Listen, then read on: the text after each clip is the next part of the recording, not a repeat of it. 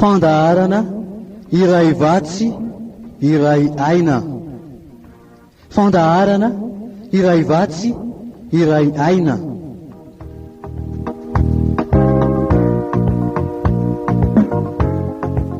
Iarahanao amin'ny mpanompon'Andriamanitra Herliva Razafy Manantsoa.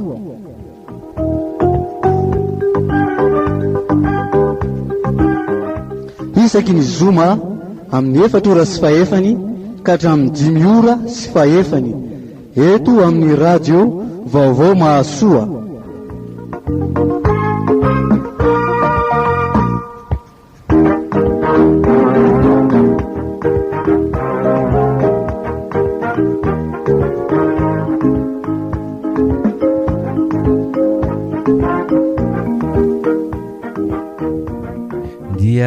Amin'ny fifaliana indray no iarahako aminao Herliva Razafy Manantsoa anatin'ilay fandarana iray VATSY iray AINA amin'ity anio ity. Dia afaly miarabinao mianaran'ny tompo manaraka hatrany fandarana ary dia atononina ao aminao so amin'ny ankonanao ny fiadan'Andriamanitra.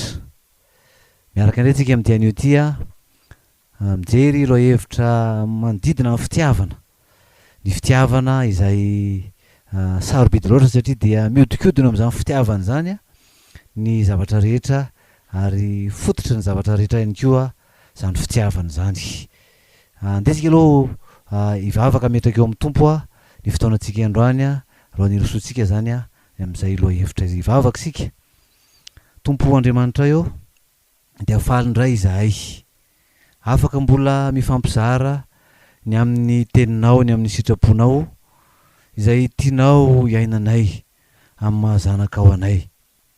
De matoko say tompo fa zay rehetra efa nomaninao zay rehetra efa tianao omena ny tsirairay avy amin'ny teny ity zay mihaino zao fandarana zao dia ametraka ny teny eo am-bava amponomponao ianao ary zay mety ho feo mandelingelina tsy ahafahana mandray an'izany dia ianao no anakanazy, ianao no andravana zany.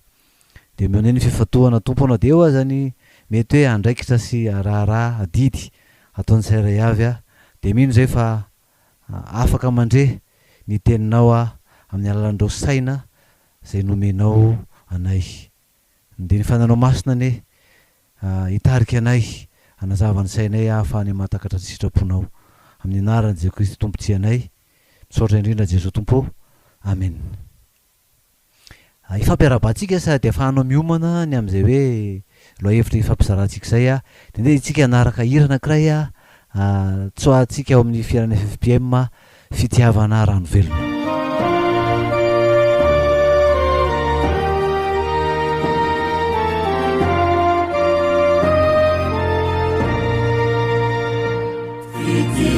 Fitiavana rano velona luarano larina Kamiafina awanatini nifiana danitra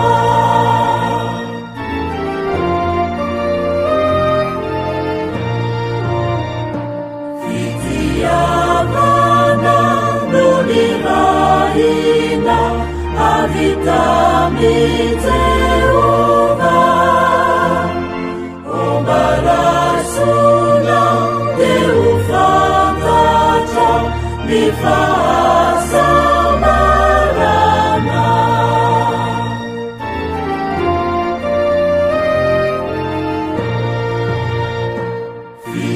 Fitiavana diditukana alididileibe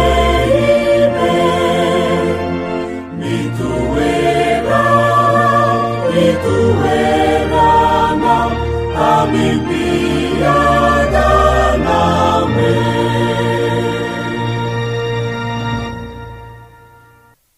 De isaorantsika ny tompo afahantsika nanaraka an'izany hira izany fitiavana rano velona de ao amin'i Jesu Kristy koa no loharanon'ny fitiavana satria Andriamanitra raha teo de fitiavana ary zay no ambarany jaona voalohany toko faefatra jaona voalohany toko faefatra ny andininy fahavalo a dia azaovaka ny teny amin'ny anaran'ny tompo. Zaona voalohany toko faefatra andininy fahavalo a toko faefatra andininy fahavalo a tapany faharoa. Fa Andriamanitra dia fitiavana. Andriamanitra dia fitiavana. Resaka ny amin'ny fitiavantsika amin'ity anio ty a manodidina an'izay fitiavana zay. Andriamanitra dia fitiavana. Isika dia nohariny araka ny Genesis toko faharoa. Genesis toko faharoa andininy fahafito. Dia zany no ambaran'ny tenin'Andriamanitra hoe ary Jehovahandriamanitra zao Vokatry anaran'ny tompo ary vovotany namorona ny Jehovahandriamanitra ny olona. Ary vovotany no namorona ny Jehovahandriamanitra ny olona ary no fofoniny fofonaina mahavelona ny vavorony dia tonga olombelona izy. Andriamanitra no nahary atsika. Andriamanitra dia fitiavana. Andriamanitra nahary atsika. Andriamanitra koa nefa dia tia atsika. Tia atsika izy. Ary izany fitiavana zany a dia nasehony tamin'ny nanolorany any zanany a ho atsika. Dia ambarany Jaona voalohany toko faefatra ihany a andininy fahasivy ny amin'izany hoe izao no nanehoan'Andriamanitra ny fitiavany antsika.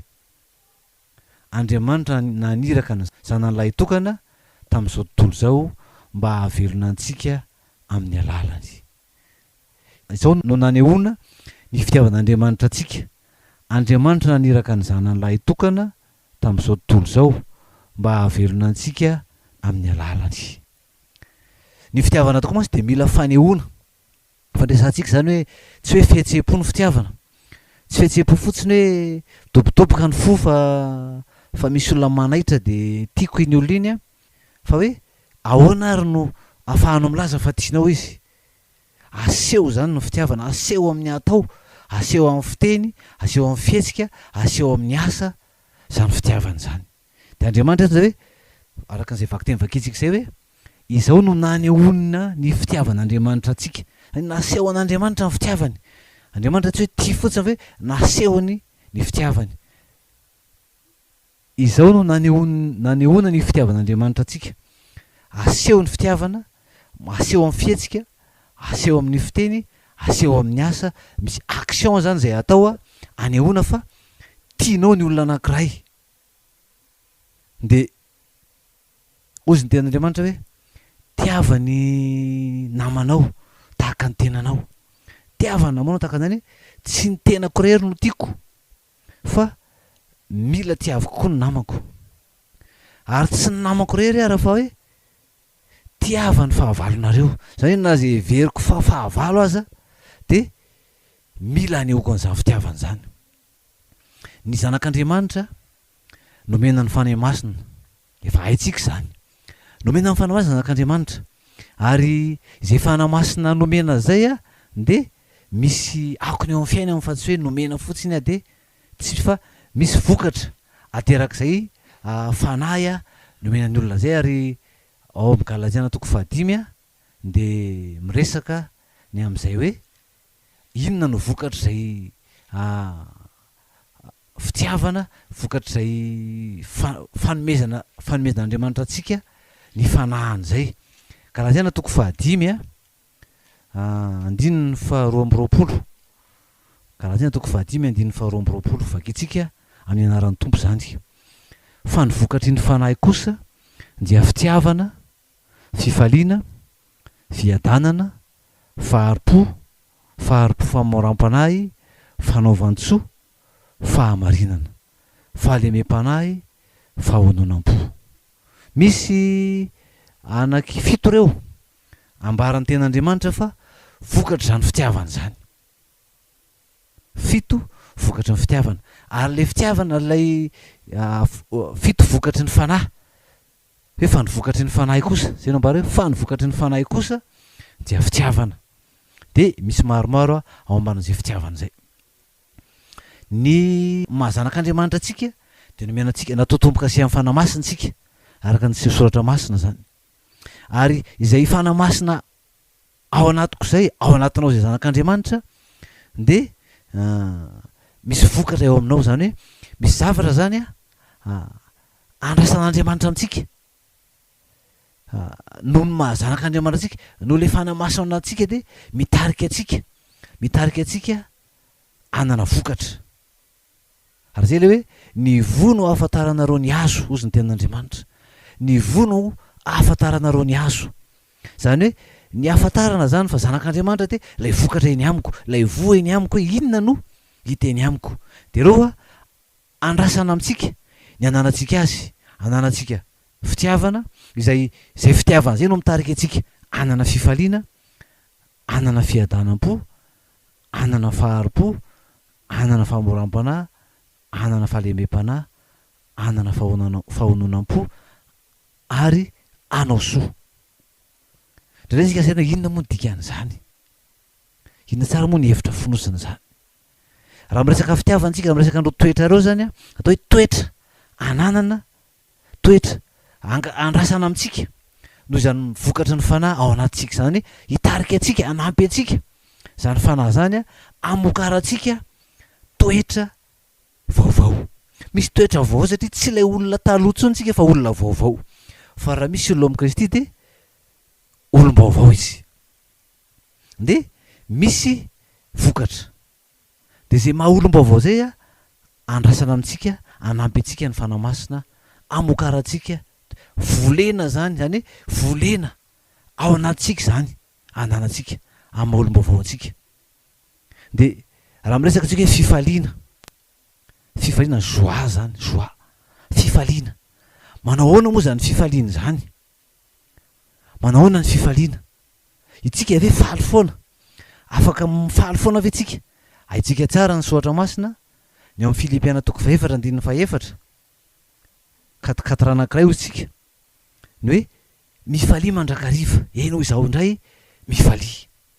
Zany hoe andrasana amintsika le fifaliana, mifaly mandrakariva, zany hoe tena mifaly, zany hoe tokony ho hita eny amintsika foana zany fifaliana zany. Fifaliana de mipetsaka no amin'ny maha olombelona atsika, nefa raha le olombelona taloha zany de hoe mora ny mifaly rehefa manga ny lanitra. Tsy sarotra amintsika, tsy hoe tonga de mandeha ho azy ny fifaliana zany faly, tonga de hita eny amin'ny tare hoe faly ianao zany, fa misy inona ka ianao ny faly?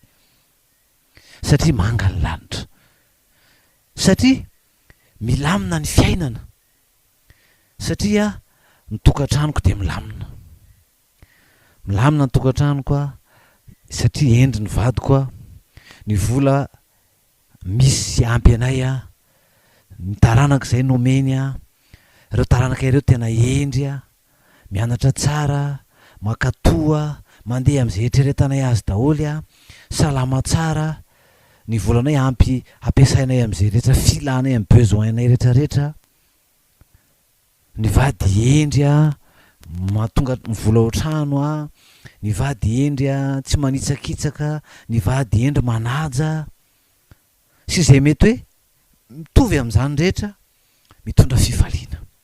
Misy zavatra eny an-dalana iny mbola mitondra fifaliana be dia be, afaka fanadinana ny ankizy maro no mitondra fifaliana. De moramora amintsika le hoe tena mifalia mandrakariva de falifaly de nahita any amin'ny tare antsika tonga de hita be hoe faly ianao zany, mitsikitsiky ianao zany, misy an'le joie zany. Ary zay le hoe mifalia vokatry ny fanahy de fifaliana. Fa tsy ny zanak'Andriamanitra rehetra no afaka mifaly eo anatrehan'izany zavatra rehetrarehetra zany, fa ny olona rehetra, na zanak'Andriamanitra io na jentilisa io de raha zany zavatra resahany zany de mampifaly daholo ny olona rehefa zany ny fiainany. Mbola misy zavatra hafa koa aza mety mbola manampy azy mitondra fifaliana eo amin'ny fiainany, faly. Fa hoe raha izany no mampifaly antsika de ohatran'ny olona rehetra ihany tsika faly, ohatran'ny olona rehetra, tsy mila hoe zanak'Andriamanitra vao afaka mifaly amin'izany. Fa le fifaliana hoe ahitana hoe tena zanak'Andriamanitra ve ianao? De hoe raha tsy zany ara no mitranga, fa misy zavatra hafa atao mifanohatra amin'izany, tsy ampy ny vola am-pelantanana, misy zavatra mampiady saina.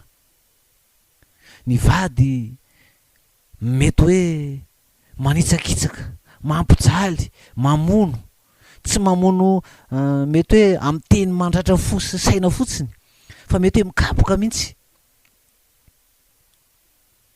Ny vola mety tsy tonga ny ao an-trano izy mety mamy foana, mety tsy moditsony ny sasany fa manana vehivavy hafa ny ivelan'ny tokantrano a, de misy tena hoe misolo akanjo fotsiny izy mody de lasa ndray izy zany hoe tsy miraharaha ny ankonany tsony, ny vola tsy fantatra tsony mametraka sa tsy mametraka. Mety hoe ny zanaka mihitsy tsy mifanaraka amin'izay eritreretana azy ny fiainany fa tena miborioka miala amin'ny lalana izay heverina fa ho lalana tokony izeran'ny olona ao anatin'izay hoe etika kristianina na izay heverina hoe fahendrena tokony. Mety efa tsy mianatra tsony ny sasany, tsy mety hianatra, ampianarana fa tsy mety hianatra, mety misy tsy fahasalamana, mety efa tarazo aretina amin'ny taiza, efa vizaka. Betsaka ny antony mety hoe tsy mitondra fifaliana eo fiainana, mety tsy afaka fanadinana ny ankizy, tsy hitany hoe ahoana, aiza ny lalaka izorana. Betsaka ny tsy fahitana asa, firy taona tsy mahita asa. Betsaka zany a ny anton-javatra fanondra amin'izay resahantsika izay hoe raha ohatra ka hoe vokatry ny fanahy fifaliana, mbola afaka mizara fitiavana ve raha ohatra ka zany aza no zavatra izay iainana ao anatin'ny tokantrano. Mbola afaka hoe hita ve le vokatry ny fanahy hoe manana fitiavana, manana fifaliana. Mety ve zany? Azo atao ve zany? Mety mitombona ve zany? Sa hoe atao ahoana koa ny hifaly, atao ahoana ny tsiky, atao ahoana ny eo fitiavana raha zany ny zavatra iainana. Asa raha tadidinao ilay tenin'Andriamanitra ao amin'ny Lioka 10. Lioka 10 a tantaran'ilay ireo 70 lahy zay nirahana mba hitoro ny filazantsara eny tontolo eny a rehefa nampiofan'i Jean Kristy izy niaraka tamin'ny tompo a niaino ny fampianarany, nanatrika ny fahagagana nataony, na eno sy mahita ny filazantsara zay nitoriny a, rehefa tsara ofana de nirahana amin'izay hoe mandehana ary torio ny filazantsara. De zao mivaky ny teny hoe Lioka 10 andininy voalohany a vakitsika amin'ny anaran'ny tompo. Ary noho ny afaka izany ny tompo dia nanendry olona hafa koa dia 70 lahy ka naniraka azy tsiroroa aloha azy any amin'ny tanàna sy ny tany rehetra izay efa alehany. De zao mivaky ny eo amin'ny andininy 70. Ary ny 70 lahy niverina tamin'ny fifaliana ka nanao hoe tompo na dia ny demonia aza dia nanaiky anay no ny anaranao. Fa hoy Jesosy taminy, zao nahitany Satana latsaka avy any an-danitra tahaka ny varatra. Io efa nomeko fahefana hanitsaka mianarana somainoka sy handresy ny hery rehetra hanana amin'ny fahavalo ianareo ka tsy hisy hampaniona anareo akory, kanefa aza mifaly ianareo satria manaiky anareo ny fanahy, fa mifalia satria voasoratra any an-danitra ny anaranareo. Rehefa nirahana ny 70 lahy dia nahavita ny asa izay nandrahana azy izy, ary dia faly ny veriny izy a.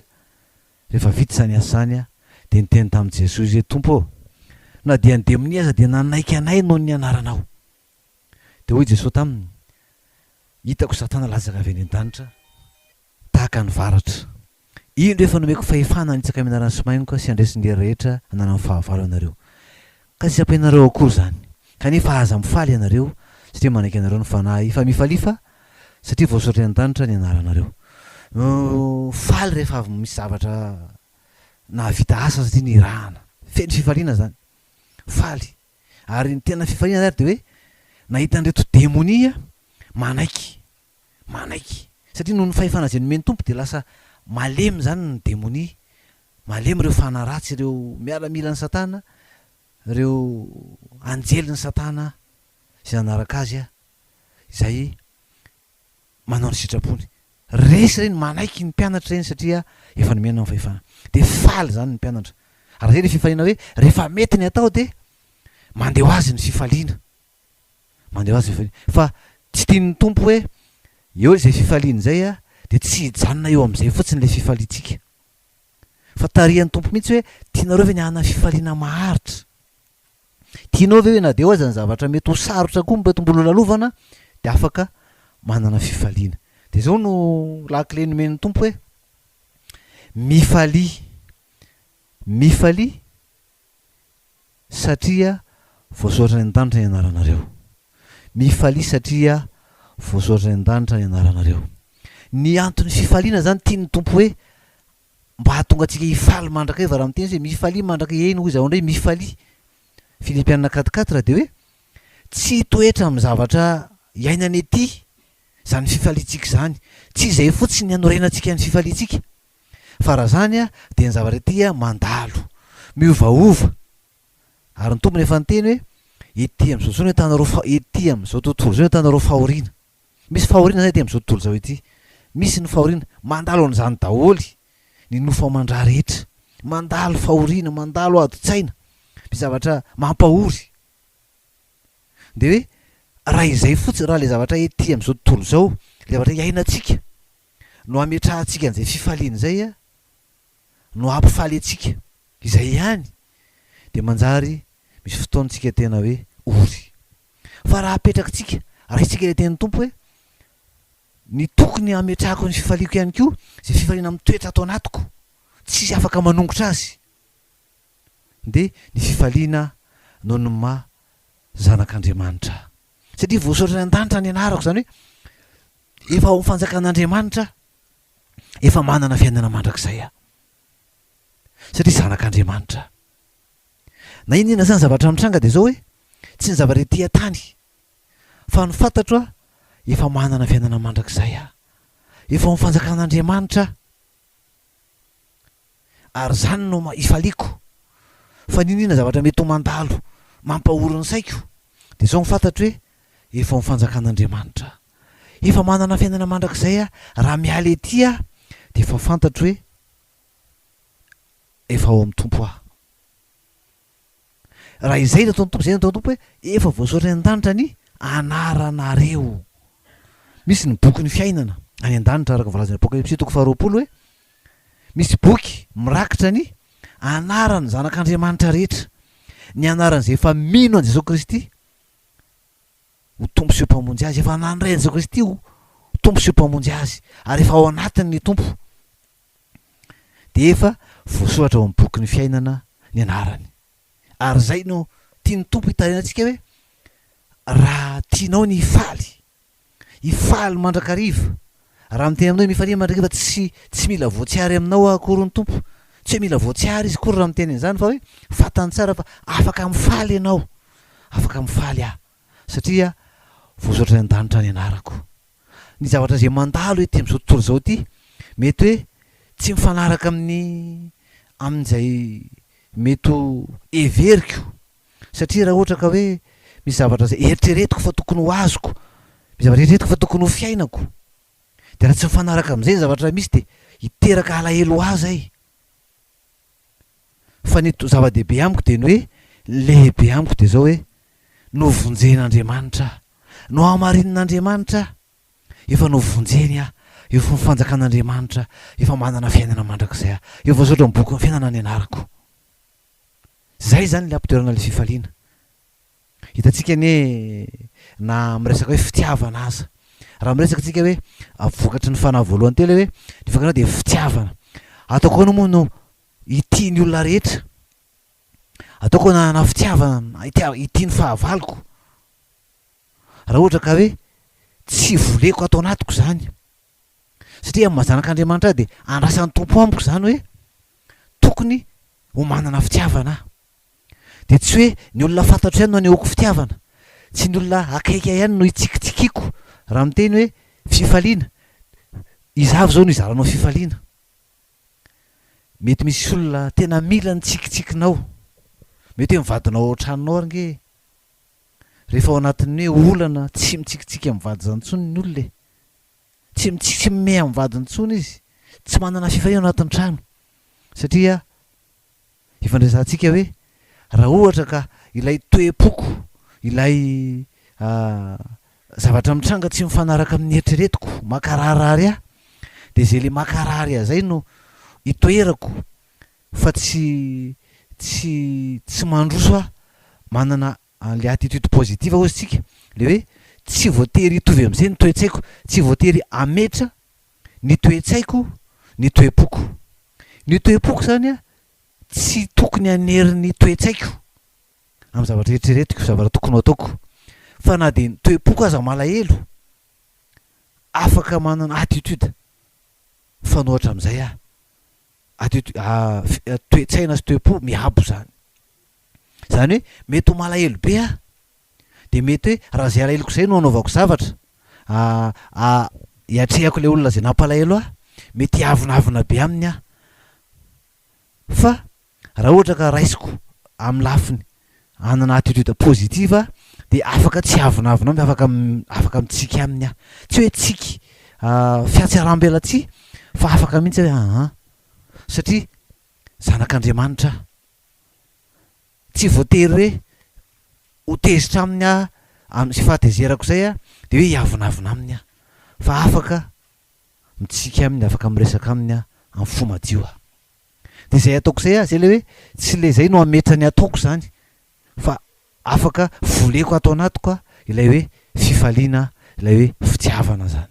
Raha mitentsika ny tompo hoe tokony hanana fitiavantsika, de hoe volena ao anaty mihitsy zany fitiavana zany. Mety misy olona zao tena hoe mivoaka ny tranonao anao de eo velan'ny tranonao misy olona mampalahelo, misy olona mila ny tsikitsikinao, de mety hoe efa mahazatra anao mahita azy de tsy mitsiky ianao, fa mety hoe le zavatra nahasoenao tany trano de olona koa mety ho dezeranao ndray aza, satria lay toe-ponao iny a lasa hamaritra an'ilay a toe-tsainao a sy lay ho ataonao a, de hita amin'ny zavatra ataonao le action-nao zany fa lasa miavonavina ianao, anehoanao avonavina ny olona.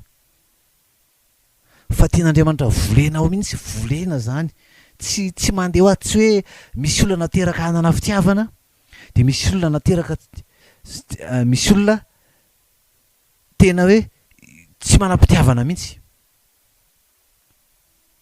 De miankana amin'ny zava-misy koa hoe ny olona mahay maneho fitiavana amin'ny olona zay amin'ny olona zay mahafinaritra azy, mahay maneho fitiavana izy amin'ny olona zay mahafinaritra azy, amin'ny olona zay mety hoe ahitany tombontsoa, amin'ny olona zay anantenany tombontsoa, amin'ny olona zay manome fifaliana ho azy, amin'ny olona zay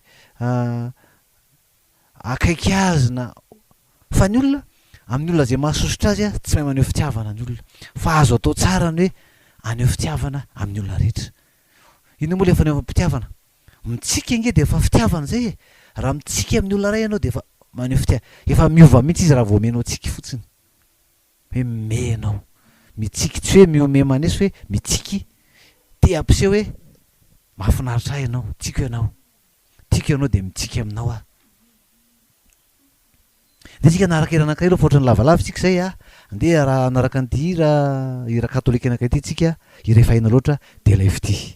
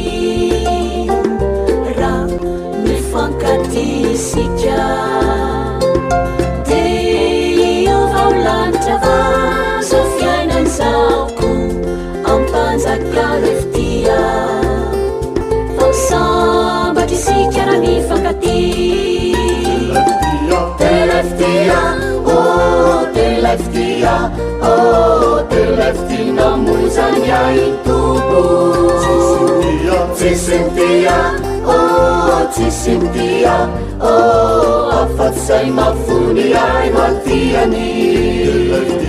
Teleftia, deleftia oh deleftina muzanyain tubu tsisintia oh tsisintia oh afatsay mafuni aino antiani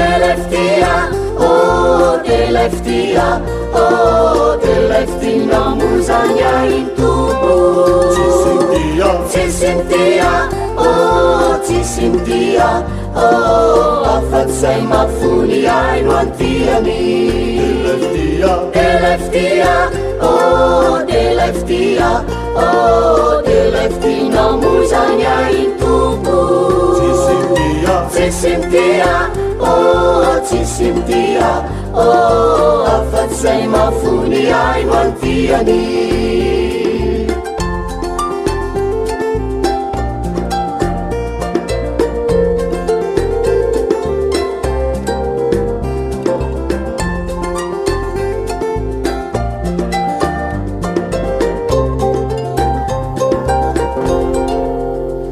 mino fa eo ambavanao zay iry zay ary de zay le hoe fitiavany tompo zay zay nge le fitiavan'andriamanitra hoe tsisy fitiavana mihoatra anao an'izao e de nanoloran'andriamanitra ny zananao atsika ary zay le fitiavan'andriamanitra le hoe zay le faneho-pitiavan'andriamanitra hoe nomeny atsika ny zanany amonjy atsika isolo toerana atsika isolo voina atsika de tsika ho amarinina itsika amarinina de tsika amasinina de tsika atsangana ho zanany de ohatr'izany le fitiavana hoe tsy hoe satria nahafinaritra an'andriamanitra tsika de tiako be nareo tiako be fo nareo noho ny ataonareo de tiako koa nareo tsy noho ny nataontsika no natonga andriamanitra tia atsika fa tiantsika nataontsika mihitsy ary mampalahelo an'andriamanitra satria izany no nahatonga atsika latsaka anatin'ny fahafatesana fa izay mihitsy ary ny tiana tsy hoe nataony sakana zany tsy itiavantsika fa zay misy naneho ny fitiavana atsika nanomezany any zanany a amonjy antsika na de ao anatin'ny toetra ratsy aza isika de ndresantsika teo hoe volena le toetra zany tsy hoe nateraka zay olona nateraka ity anana fitiavana iny no ty fa ny vokatry ny fanahy de fitiavana de tsika zany a afaka manana fitiavana daholy fa vonina ve ianao a anana fitiavana vonina anana fitiavana ve ianao satria vokatry ny fanahy de fitiavana de ianao ve ina moa ny antony tsy havonina anao anana fitiavana mety tseritreretinao fotsiny hoe zany fitiavana zany tsy resahana fotsiny fa raha tia olona ray raha tiany manodidina de aseho agotaka naneho an'andriamanitra ny fitiavany ny olona rehetra zany fitiavana ka ahoana anao fa ako maneho fitiavana ohatra zao za anankiray hoe andeha hoe za itsika amin'ny olona zay fantatro olona fantatro fa na mety hoe olona efa hitako foana fa tsy anehoko fitiavana akory ny tsika na hoe andeha mba hoe ndika izy rehefa tsika hoe am'ireny resaka varotra reny resaka hoe commercial zany resaka hoe varotra iny na amidy de misy fiofanana omena mihitsy a an'izay hoe ivarotra indrindra moa fa am'ireny hoe orinasa lehibe reny zany de hofanina mihitsy le olona hoe zao ny ataonareo ohatra zao fomba fandraisana olona de raisina tsara ny olona raisina izy a de mitsika ianao ohatra mandeha amin'ny grande surface tsika ohatra amin'izay aty andrenivohitra misy an'ireny tsena lehibe reny a de vao tonga ao amin'le olona tonga de mitsika izy de mandray tsara de miresaka aminao izy andray olona ampianarina andray olona ho amin'ilay hoe mba hahatonga an'le olona ho afa-po amin'ilay servisy amin'ilay asa omen'ilay tranombarotra hofanina zany. Zany hoe volenao anatin'le olona mihitsy hoe zao ny atao a rehefa tonga eo aminao ny olona anankiray, de lasa fahazaran'ilay olona io hoe raha vao misy olona tonga de tonga de ohatr'izay foana izy. De ohatran'izany ty zany tena atao hoe commercial zay zavatra resantsika zay. Fa ohatran'izany mihitsy le fitiavana hoe volena ao anatinao zany ny tsiky, volena ao anatinao ny anana fifaliana, volena ao anatinao ny anana fiadanana, volena ao anatinao zany hoe fahamoram-pana, anana bonté zany hoe mora fanahy ianao, de tsy hoe ianao efa masika de hoe za zany, fa rehefa zanak'Andriamanitra ianao de vokatry ny fanahy de fahamoram-panahy. Tokony anana an'izany fahamoram-panahy zany tsika, ho mora fanahy, manana le bonté hoe mora fanahy, fahalemem-panahy, fahononam-pona hoe mahony tena, manana maîtrise de soi, fanaovan-tsoa, bienveillance hoe lasa tia manao soa ny hafa. Ary zany moa ambaran'ny Andriamanitra any amin'ny raha vao nitoro tenitendrombohitra ny Jesoa any amin'ny Matthieu 5, Matthieu 5 de zany no nambaran'ny Tompo hoe ny mpianary Jesoa no fanasiny tany, ianareo no fanasina. 7:17 Matthieu 5:17 ianareo no fanasiny tany, raha ny fanasina ny tonga mahatsatso, inona indray no ahasira azy, tsy misy heriny anaovana inona intsony fa arina any ivelany ho itsahan'ny olona. Zany mahazanak'Andriamanitra zany nomena ny fanahy masina de fanasina, hitany amin'ny fiainany zany fifaliany zany, zany fitiavany zany, zany fahalemem-panahy zany, zany fanaova-tsoa zany. Rehefa tsy iainantsika ny soratra masina de itsika zany le atao hoe fanasina tonga matsatso. De nefa raha vao tsy volentsika zany, volena ao anatintsika, ianao mihitsy ny tapa-kevitra hoe ay moa zany de anana fifaliana manomboka zao, satria maninona no mila mifaly, tokony hifaly satria voasoratra any an-danitra kay ny anarako, zany efa zanak'Andriamanitra, efa manana fiainana mandrakizay ninona mety mbe fahoriana sy fijanana trehako de zao mifantaro de zao rehefa maty manana fiainana mandrakizay, ary zao fahavelomako zao de efa ao amin'ny fanjakan'Andriamanitra. Hitantsika ny hoe misy olona mety hoe tsy manana na inona everitsika hoe sahirana sy mahantra, fa manana fifaliana izy, mbola afaka mizara izy tsikitsiky, afaka mizara an'izay ananana izy, malemy fanahy izy. Fa raha ianao no eo amin'ny toeran'izany olona zany de inona no mety ho aseho anao? Zany hoe na eo alohan'ny trangan-javatra koa hoe misy trangan-javatra mitranga, eo alohan'ny fahafatesana fotsiny, manao ahoana ny toe-ponao, de manao ahoana ny attitude anao, de manao ahoana ny zavatra ataon'ny action anao. Eo alohan'ny tsy fisiana, manao ahoana, zany hoe tsy voatery hitovy ny attitude an'ny olona, ny toe-tsain'ny olona manoloan'ny zavatra mitranga anankiray, fa arakaraky ny olona io. Fa raha vao tsy volenao zany le hoe amin'ny mahazanak'Andriamanitra inona moa ny tokony ho toe-po, marina fa ny toe-po mety hoe malahelo daholo ohatra manoloana fahafatesana, fa lay attitude, lay toe-tsaina rehefa avy eo hiatina miatrika azy tsy voatery hitovy. Misy eo anatina deuil, eo anatina inona ilasantsika azy hoe misakan'izay fahoriana zay de tena hoe herintaona, roa taona, telo taona mbola ao anatin'ilay hoe fisaonana ihany, mbola misaona, mbola tena ory hoe mbola tiany eo akaiky mifoana lay fianakaviana zay maty havana akaiky. De izay no lasa mametra ny ataony, zany hoe lasa tsy afaka manao ninina fa lasa reraka. Zany hoe lay ny fiatre, zany hoe mila volena ao anaty zany izy io, volena ao anaty sy le vokatry ny fanahy. Galatiana 5:22 de hoe ianao zany mamboly volenao, zay ny tokony ananantsika, vokatry ny fanahy reo tokony ananantsika, de itsika no mamboly azy. Ahoana ny toe-poko, mety hitovy amin'ny olona rehetra ny toe-poko, fa ny ataoko kosa, ny attitudeko, ny toe-tsaiko rehefa avy eo aorianan'ilay toe-po mantsy, ao anatin'ilay AINA, anatin'ilay hoe âme, de ao ny hoe ao ny toe-po, ao ny toe-tsaina, ny fieritreretana, de ao koa no mbola mametra ny atao lay finiavana. Zany hoe lay voalohany le toe-po voalohany ilay hoe tonga mahazo ao voalohany mety hitovy daholo ny amin'ny olona, ny alahelo, eo alohana trangan-javatra mety hoe mampalahelo. Fa le zavatra le hoe le toe-tsaina kosa rehefa avy eo tsy hitovy, tsy voatery hitovy, fa misy tena hoe mijanona ao anatin'izay ary zay no mametra ny zavatra ataonao tsika. Fa misy afaka mijery miabo am'izay de afaka manao zavatra tsara fa tsy hoe hiaritra ao anatin'izay. Zao koa mbola teny tompo amin'ny Matio 5:20, ianareo ny fahazavana zao tontolo zao, tsy azo afenina zay tanana miorina eo atampon-tendrombohitra. Ary koa tsy misy olona mandrehetra jiro ka mametraka azy eo ambanin'ny vata famarana fampirimana fanaovan-jiro ka dia mazava amin'izay rehetra ao an-trano zany. Aoka hazava eo masin'ny olatra toy izany koa ny fahazavanareo, mba ahitany asa soa ataonareo ary ankalazana ny rainareo izay any an-danitra. Aoka ho hitany asa soa zany, zay le asa soa vokatry ny fanahy zany ny ataontsika, tsika no fahazavana. Tokony hiavaka mihitsy zany ny zanak'Andriamanitra am'izany vokatry ny fanahy zany.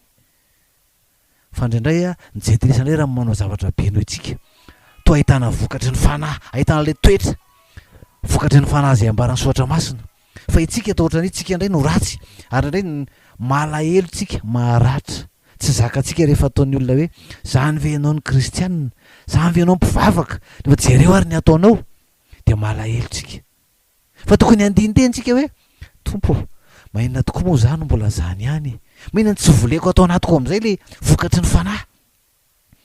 Fa sao za hiandro fotsiny hoe aiza resy fanahy to tsy manamboatra ahy, to tsy mety faly to tsy mety manana fiadanam-po fa to tsy mety mora fanahy, fa to tsy manana fanaonam-po, to tsy vao maîtriseko mihitsy ny tenako. Fa amin'ny zavatra atao ohatrany hoe te anao mihoatra foana, te ahazo mihoatra foana, to tsy manana zany, tsy mety manao soa fa maninona, satria hoe everiko kely ny ananako de tsy afaka mizara, fa afaka mizara foana na kely na betsaka ananana.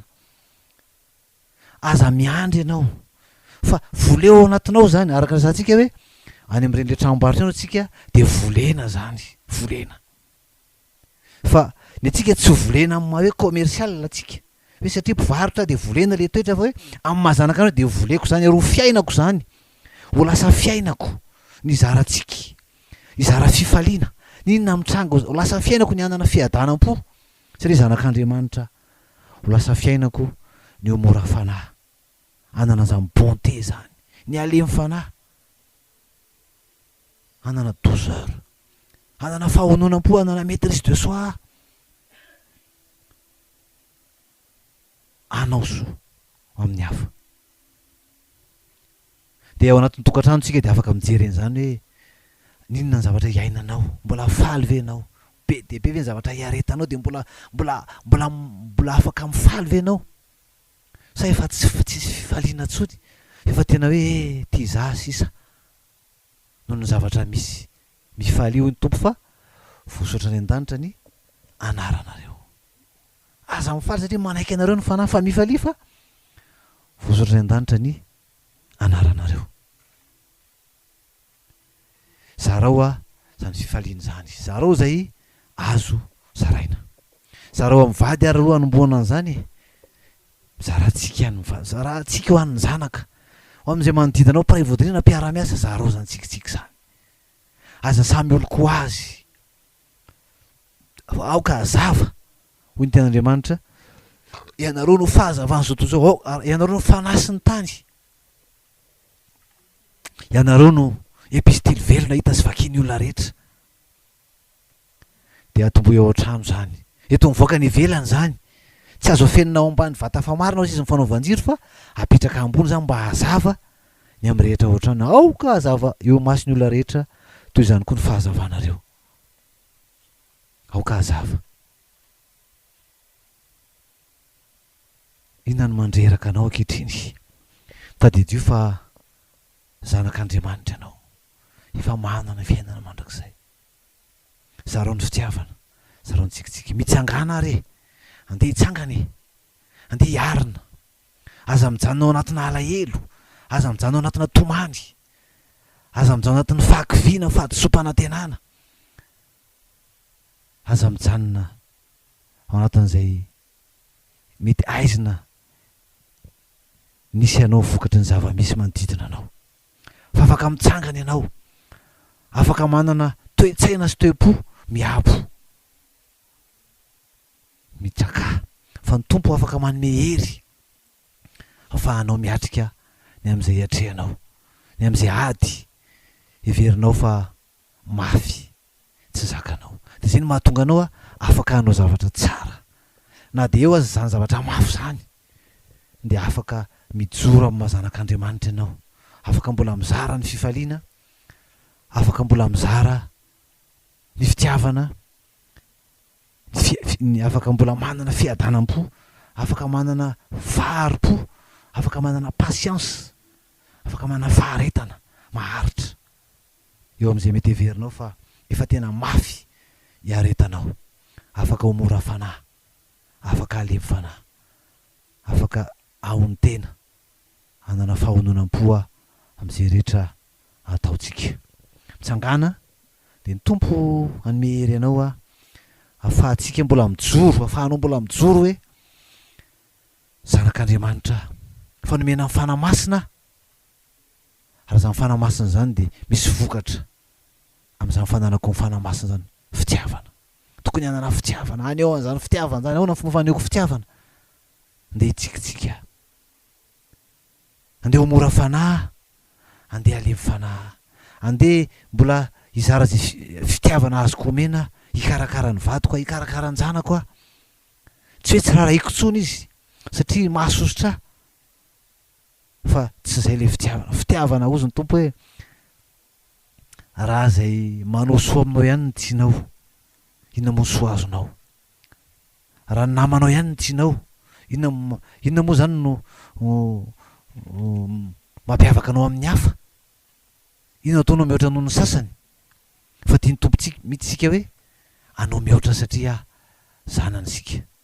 Afaka hizarana zany tsika hoe na de malahelo aza anao ny ataonao, na de zao koa raha ny zava-misy, ianao Jesosy tiako foana, tiako ianao satria ianao tia ny ainao ary nafinao amonjy ahy. Za ve tsy tianao?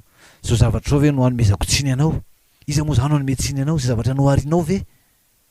Fa misaotra anao fa tsy hainao, ary fantatro fa tsy hamela hitoetra ao anatin'izao foana ianao, fa afaka manome anahy ianao an'izay afahako mitraka. Fa nefa ny any angata amin'ny tompo aminao de hoe aoka tsy hitoetra, aoka tsy ahorona ny amin'ny zavatra mandalo ety amin'izao tontolo zao, ny fifalianao. Aoka tsy ny zavatra mandalo, ny zavatra misy ety amin'izao tontolo zao no hamaritra ny fifalianao, fa aoka hitoetra ny amin'ny zavatra any ambony. Raha mijery ny zavatra te tantsika de atao mitanondrika, fa raha mijery ny zavatra any ambonitsika, zavatra any an-danitra, ny fanjaka'Andriamanitra afaka omenantsika, ny fitiavan'Andriamanitra atsika, de afaka mitrakitsika. Ary anto zany tsika de azo hery, fa Andriamanitra tsy hamela antsika irery, fa Andriamanitra tianao, Andriamanitra mahita mahazo anao, hitan'izany ary afaka manampy. Fa ny andrasany anao de zao hoe avoay foana ny vokatry ny fanahy, ho fiainantsika zany vokatry ny fanahy zany, fa tsy hoe rehefa mizavatra mahafinaritsika mandalo amin'izao tontolo zao de falitsika, de ity tsika aneo fitiavana ity, anana fiadanam-po, aneo fahatsaram-panahy, iseho fahalemy fanahy, ainao soa.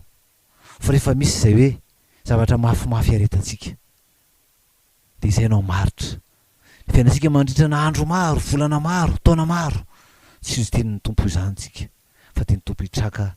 De tsika naraka hira anankiray ary hira anankiray hira farany atolotra anao amin'ny ty fandarany ty tsy izany no ilaina, so atsika eo amin'ny hira fiarana fanampiny.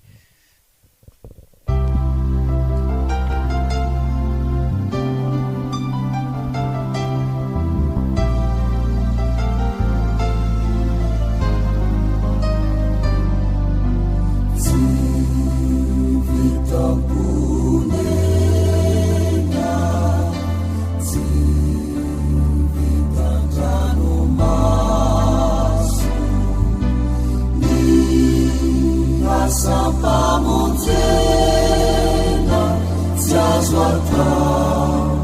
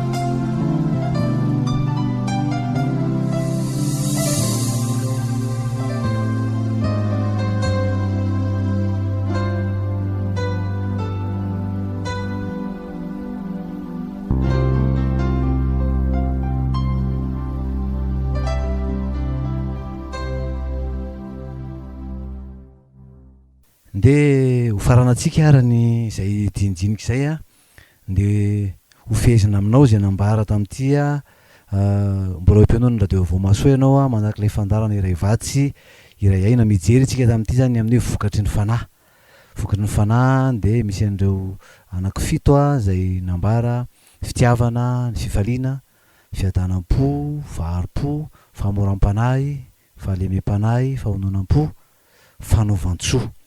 De hitantsika eto anatin'izay hoe vokatry ny fanahy ireo ny zanak'Andriamanitra zay efa manana ny fanahy masina, nomena ny fanahy masina dia mila ahitana an'izany vokatry ny fanahy zany a eo amin'ny fiainany. De mila manapa-kevitra zany a amin'ny mahazanak'Andriamanitra hoe anana an'izany vokatry ny fanahy zany. Mila manapa-kevitra anana zany ary de ho voleko atao anatiko, ho fiainako a reo vokatry ny fanahy reo. Voleko atao anatiko ny anana fitiavana, tena teaneo fitiavana de voleko zay de maneho fitiavana. Ny anana fifaliana de tsy ahorona amin'ny zavatra mandalo sy misy ity amin'ny tontolo zao iainantsika ity fa ahorona amin'ny mahazanak'Andriamanitra mahavoasoratra ny boky fiainana ny anarantsika amin'ny fananatsika ny fiainana mandrakizay a zay efa iainantsika raha teo zany. De voleny zay a de mila manapa-kevitra zany am'ireo tsay ireo de mila voleko reo. Ianao ve mahatsiaro manana fiadanam-po, mahatsiaro manana famoram-panahy, mahatsiaro manana fahonoana tena ianao hoe mahahony tena amin'ny zavatra rehetra manana fahononam-po. De volenao zany a jerevana ahoana no fahanao manana an'izany de manao dingana ianao zany hoe matetika tsika hoe noho ny zava-misy iainantsika de na misy efa iainantsika ena zany sasany fa rehefa mitrangana zavatra anankiray zay mety mampalahelo a de lasa tsy zantsika fa lasa ao anatina tezerina sy alahelo a de mahavita zavatra araka ny tenin'ny tompo hoe any Jakoba toko voalohany andininy fa 7 hoe fa ny fahatezeran'ny olona de tsy ahefana zay marina eo anatrehan'Andriamanitra de zay le hoe mila volentsika sy ananantsika zany a ary tsy ao anatin'ilay toe-po no andeha hitarika antsika makany amin'ny zavatra zay atao ny toe-tsaina sy ny zavatra zay ho atao fa mila manana fomba fijery miabo sika de mahireza fa ny tompo momba antsika anampy antsika afaka manampy anao a anananao a an'izany vokatry ny fanahy zany de ny fiadanan'ny tompo anie a ao amintsika rehetra hivavaka sika tompo misaotra ny amin'ny fitiavanao a ny amin'ny faharoponao a izay mbola aminay hatrany tokoa ka de na de eo aza ny fahalemenay ny tsy fahataterahanay tsy manana an'izany vokatry ny fanahy zany a de nampianarinao anay indray fa afaka manana an'izany zay ary izay ny mila manapa-kevitra iroso a ny amin'ny fananana an'izany raha teo de matoky zay tompo fa ianao no hiaraka aminay a ahafahanay a mijoro vavolombelonao tokoa ka ho fanasy ny tany tokoa zay a ho fahazavany zao tontolo zao zay a eo amin'ny fiainanay manomboko amin'ny ivon'ny tokantrano fifandraisana amin'ny vady a ny amin'ny zanaka ny amin'ny manodidina anay a ny amin'ny olona rehetra zay mifandray aminay de honao ny voninahitra hitoetra mandraka aminay kosa izany fiadananao zany ny anaran'i Jehovah Kristy tompontsy anay amen de mankasitraka anao mihaino hatrany ny fandany iray vatsy ray aina omenanao ny lahara-pifandraisantsika ahafahanao a teny zay mety hoe hitoranam-bavaka hoentinam-bavaka tokoa ireny afatra omentsika de misaotra anareo ny amin'ny message ny amin'ny antso a zay ataonareo a atsapana tokoa hoe misy mihaino ny fandarana fa tsy hoe miteny fotsiny eto zay de tsisy mihaino zany 032 46 926 71 034 80 747 60 ary ny 033 14 081 43 ary ny adresy mailaka kosa fandarantsika io ihany zany a iray vatsy iray aina mitambatra daholo a mijanona ikraika zay ikraika iray vatsy iray aina arobase gmail.com raha soa daholo tompoko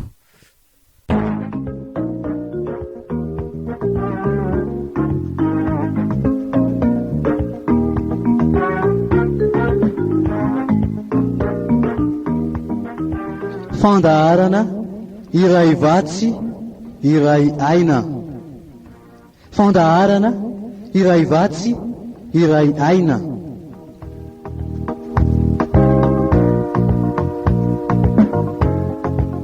iarahanao amin'ny mpanompon'Andriamanitra Herliva Razafy Manantsoa